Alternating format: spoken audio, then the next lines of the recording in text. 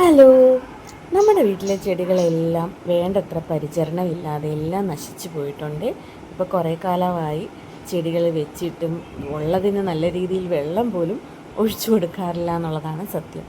പക്ഷേ ഈ ഒരു ഉണക്കത്തും നല്ല രീതിയിൽ നിൽക്കുന്ന ചെടിയാണ് ഈ കറ്റാർ വാഴ എന്ന് പറഞ്ഞു കഴിഞ്ഞാൽ. അപ്പം കറ്റാർ വാഴച്ചട്ടിയിലെല്ലാം പനിക്കൂർക്കയും ഇപ്പോൾ വന്നിട്ടുണ്ട്. കാരണം കുഞ്ഞാവ് വന്നപ്പോൾ പനിക്കൂർക്കയൊക്കെ നട്ടിട്ടുണ്ട് നമ്മൾ. എങ്കിലും വെള്ളം ഒഴിക്കാനായിട്ട് നല്ല ദൃഢമായിട്ടും നല്ല ഇലയ്ക്കൊക്കെ നല്ല വലിപ്പത്തിലും നിൽക്കുന്ന കറ്റാർ വാഴകൾ നമ്മുടെ വീട്ടിലുണ്ട്. അതെന്താണെന്ന് ചോദിച്ചു കഴിഞ്ഞാൽ ഇത് നടുന്നൊരു സമയത്ത് ചേർത്തിട്ടുള്ളൊരു വളമായിരിക്കാം ഒരു പക്ഷേ വെള്ളം പോലും ഇല്ലാഞ്ഞിട്ട് ഇതെല്ലാം പിടിച്ചു നിൽക്കുന്നത്. ഇപ്പോഴത്തെ ഈ ഭാഗത്ത് കാണിക്കുന്ന ഈ കറ്റാർ വാഴയ്ക്കെല്ലാം പുതിയ തൈകൾ വന്നിട്ടുണ്ട്. ഇതെല്ലാം ശരിക്കും ചുവട്ടിൽ മണ്ണ് പോലും ഇല്ലാതെ വേര് തെളിഞ്ഞു നിൽക്കുന്ന ഒരവസ്ഥയിലാണ് നിൽക്കുന്നത്. അപ്പം നമുക്ക് പുതിയ തൈകൾ പറിച്ച് ചട്ടിയിൽ നടാനായിട്ടുള്ളൊരു പ്ലാനാണേ. അപ്പം അതിനായിട്ട് തൈകൾ പറിച്ചെടുത്ത് ഒരു 3-4 തൈകളോളം കിട്ടിയിരുന്നു കേട്ടോ. ഈ സവാളത്തൊലികളെല്ലാം നമ്മൾ ഈ അടുത്തിട്ട് കൊടുത്തതാണേ. നേരത്തെ അങ്ങനെ സവാളത്തൊലി ഒന്നും ഇതിൻ്റെ ചുവട്ടിലുണ്ടായിരുന്നില്ല.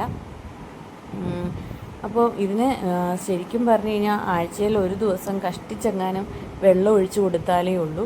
ഇതിന് കറ്റാർ വാഴയ്ക്ക് വലിയ വെള്ളത്തിൻ്റെ ഒന്നും ആവശ്യമില്ല കേട്ടോ വളരാനായിട്ട്.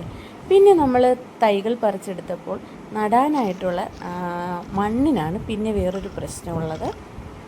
ശരിക്കും ഇവിടെ മണ്ണില്ല.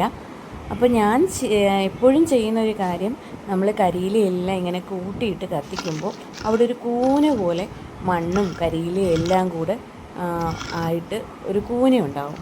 അതിൽ നിന്നാണ് ഞാൻ ചെടിച്ചട്ടിക്കൊക്കെ ആയിട്ടുള്ള മണ്ണെടുക്കുന്നത്.